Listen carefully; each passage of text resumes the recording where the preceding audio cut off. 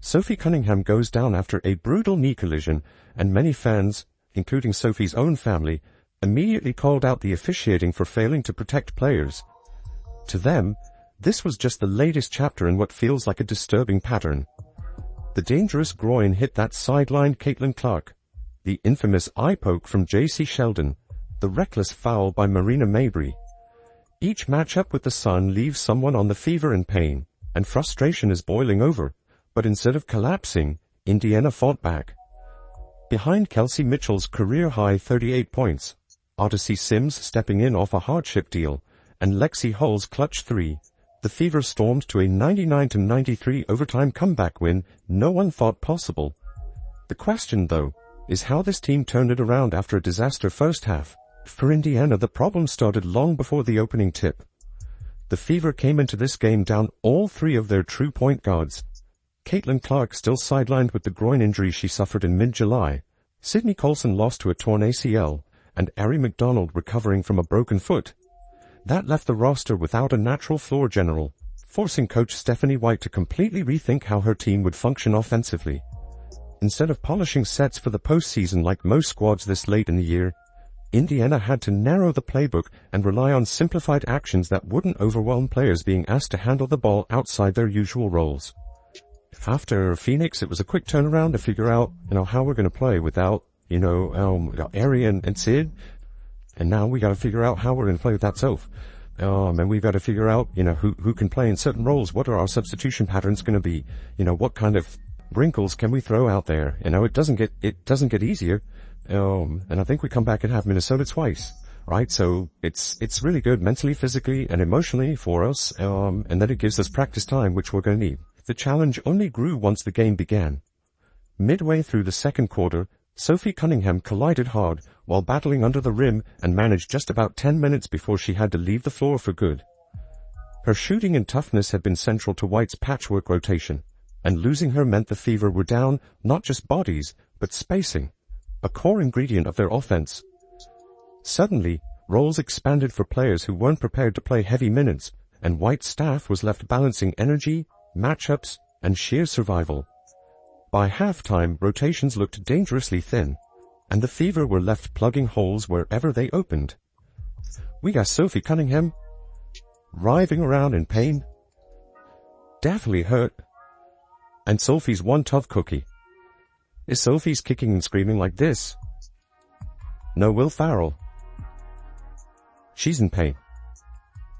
We even have Connecticut Sun players. Look at that, Connecticut Sun players, Connecticut Sun training staff, coming up to her as the Fever starts making their way down. On paper, everything pointed toward a loss. Instead of collapsing, the team channeled the disarray, treating it as an opening to showcase grit. It was survival mode, but it was also a statement that reduced numbers didn't mean reduced resistance. What nobody in the arena realized at that point was that the hardest moment of the night hadn't yet arrived. It came next, when Cunningham's brutal collision not only changed Indiana's lineup, but reignited the fire around how the game was being officiated. Every day, hello, that's what we say, together. And it's just more than words for us. I think, you see things happening, there's no other way. If you spread apart, the seating goes down quicker than anything else. And we talk about with the injuries, people are probably expecting us to just fold, just like you said, and that's not us. We come in the locker room and we're motivated. We continue to be motivated every single time we step on that floor. At halftime, we were motivated, chip away, and that's our mindset. And just continue to uplift people. When one person goes down, we say it all the time, the next woman stands up. And that's really just been our motto and been what we've had to do a lot this season, and that's what we're just going to continue to do. The defining moment came midway through the second quarter, when Sophie Cunningham went down in one of the scariest scenes of the season. On a drive to the rim, Bria Hartley lost her balance and fell directly into Cunningham's right knee. The collision stopped the arena cold. Cunningham immediately clutched at her knee, screaming, as she crumpled to the floor. She couldn't put weight on her leg and had to be helped off by trainers, with the Fever announcing afterward that she would undergo an MRI to determine the damage. No foul was called on the play, and that decision immediately ignited outrage across the arena and online. Fans reacted instantly, many standing, waving at referees and shouting for a stoppage as Cunningham writhed in pain under the basket. The game continued as she lay on the floor, and the sight fueled anger not just in the stands, but also among her teammates. Their starter had to be carried away, and there was no whistle, no signal from the officials. After the game, coach Stephanie White admitted that her first thought upon seeing Cunningham in such visible distress was blunt and unfiltered. For most fans, this was more than an accident. Coming against the sun, it felt like another addition to a troubling trend. Memory of previous collisions hung over the moment. J.C. Sheldon's eye poke on Caitlin Clark back in June, Marina Mabrey's hard foul that flattened Clark, and Sheldon's knee to Clark's groin on July 15th, the injury that has kept her out for over a month. Many fans and commentators openly labeled those plays reckless and questioned why stronger disciplinary action hadn't been enforced. Against that backdrop, Cunningham's collapse didn't look like bad luck. To them, it looked like another star made vulnerable in a pattern the league wasn't addressing. In a scary moment, Pazua to commercial, Sophie Cunningham hit the floor hard and she is being helped off the floor heading back to the locker room. If emotions were already high, they escalated further when Cunningham's family weighed in. Her sister Lindsay posted directly at the WNBA, writing, "WNBA, maybe you should focus less on fining players for commenting on your poor officiating, and more about hiring officials that are able to call a consistent game and protect your athletes. Pathetic. Praying for you." That wasn't just a frustrated fan in the stands. It was a family member outraged by what she saw as a dangerous environment. Paula Cunningham, Sophie's mother, shared a since-deleted post calling Hartley plain mean and plays out of control. Those words carried weight in shaping how people perceived the play. For many who saw the comments, it underscored the feeling that players weren't being protected. Bria Hartley deserves zero benefit of the doubt.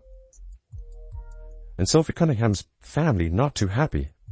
I believe this is Mama C. Hartley is a disgruntled player having trouble everywhere she goes. She's plain mean and plays out of control. Looked out of control to me. Maybe you should focus, her sister.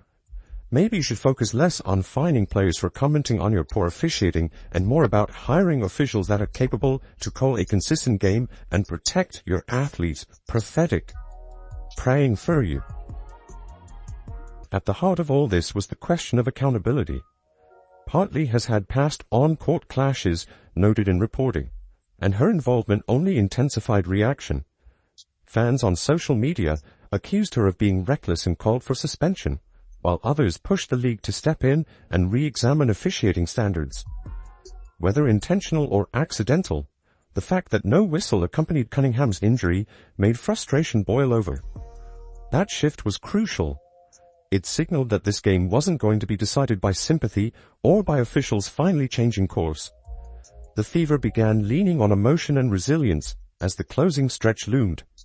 And soon enough, all that intensity funneled through one player, whose sudden takeover would rewrite not only this game, but Indiana's entire trajectory moving forward. Kelsey Mitchell answered the chaos with one of the most explosive scoring stretches the Fever have ever seen. She looked quiet before halftime with only 4 points, but after the break, her entire approach shifted.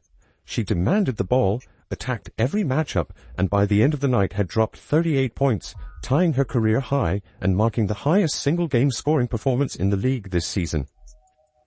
Even more staggering, 34 of those points came after halftime, including 10 in overtime when Indiana needed them most.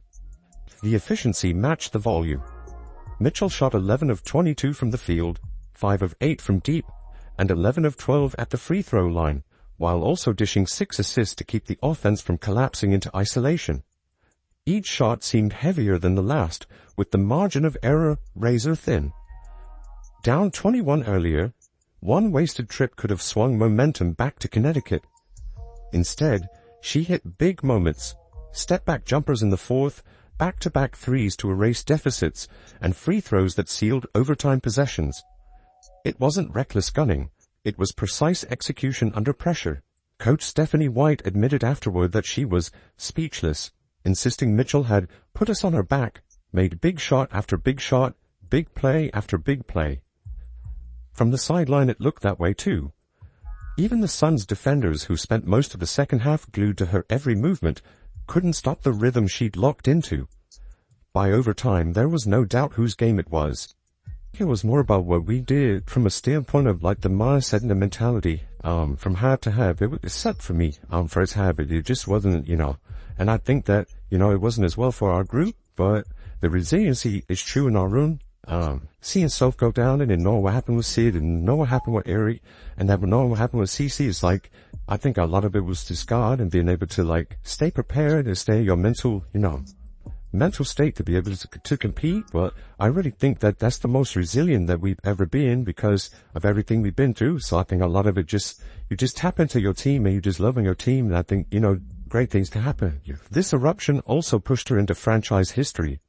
The 38-point outing marked her 11th career 30-point game, passing Tamika Catchings for the most in Fever history.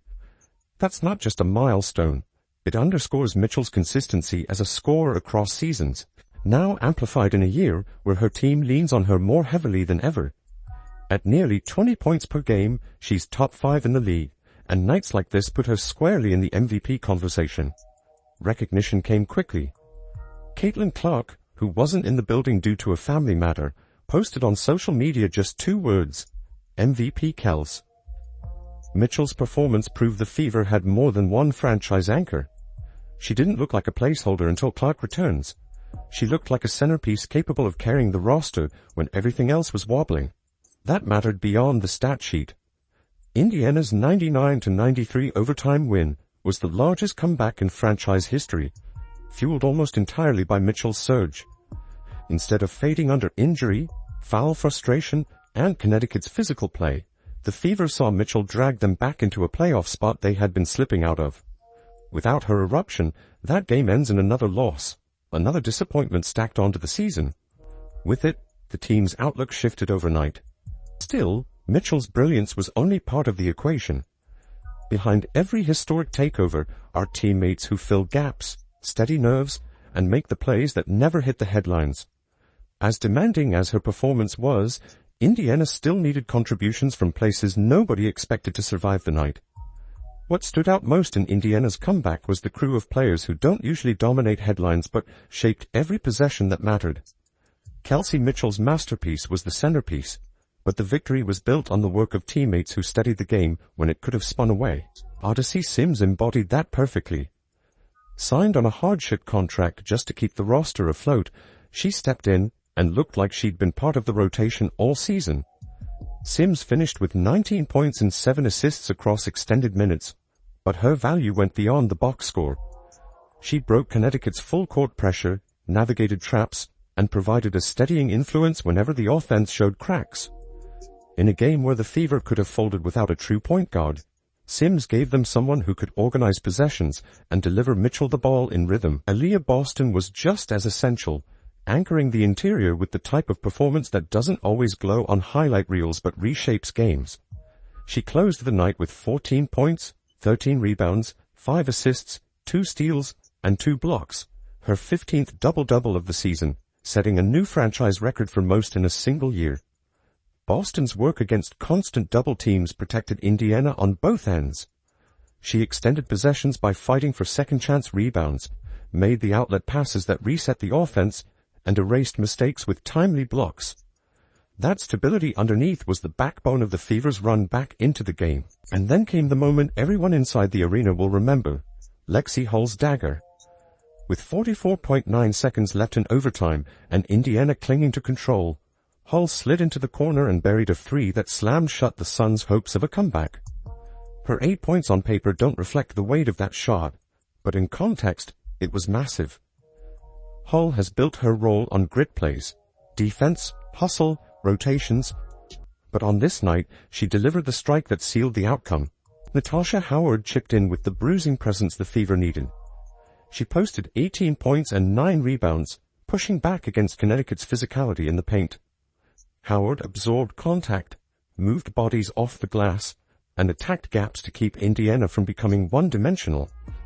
Her scoring stretch in the second half came right as the Fever were clawing their way back into striking distance, giving Mitchell the room she needed to rest momentarily before her scoring explosion. Brianna Turner's contribution was quieter, but no less important. Coach Stephanie White singled her out after the game for her defense in the second half. With her length and activity, Turner disrupted the Suns' rhythm, switched across multiple positions, and forced extra passes that disrupted their flow. Her plus-minus reflected just how impactful those possessions were, even without a gaudy scoring line. Turner provided the stops Indiana needed to turn Mitchell's buckets into a genuine rally instead of empty scoring runs. What all of these efforts illustrated was a collective refusal to collapse. Indiana was without Caitlin Clark. Sophie Cunningham went out early, and the backcourt was stripped thin, yet player after player stepped into the void. Sims carried the ball, Boston held the interior, Howard balanced the offense, Hull knocked down the shot of the game, and Turner secured the defensive backbone. It wasn't just one star dragging a patchwork roster across the finish line.